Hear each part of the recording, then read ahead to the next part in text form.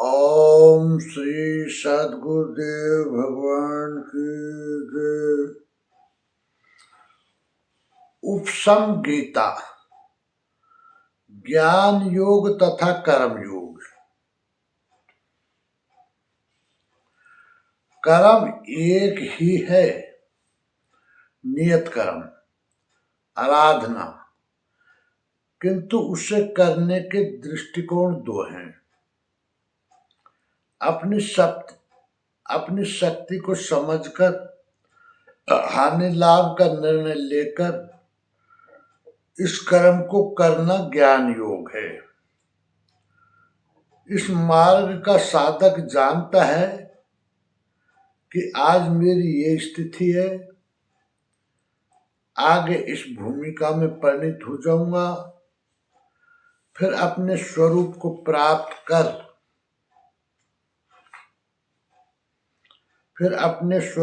प्राप्त करूंगा। इस भावना को लेकर कर्म में प्रवृत्त होता है, अपनी स्थिति का ज्ञान रखकर चलता है, इसलिए ज्ञान मार्गी कहा जाता है।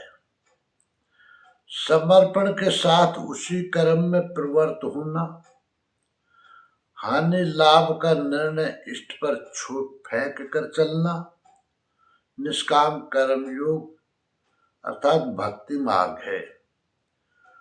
दोनों के प्रेरक सद्गुरु हैं। एक ही महापुरुष की शिक्षा से,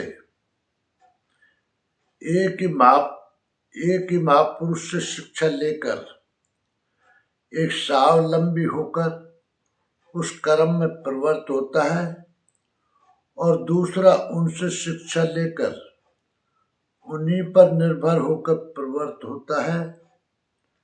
बस अंतर इतना ही है। इसलिए योगेश्वर श्री कृष्ण ने कहा, अर्जुन, सांख्य द्वारा जो परम सत्य मिलता है वही परम सत्य निष्काम कर्मयोग द्वारा भी मिलता है।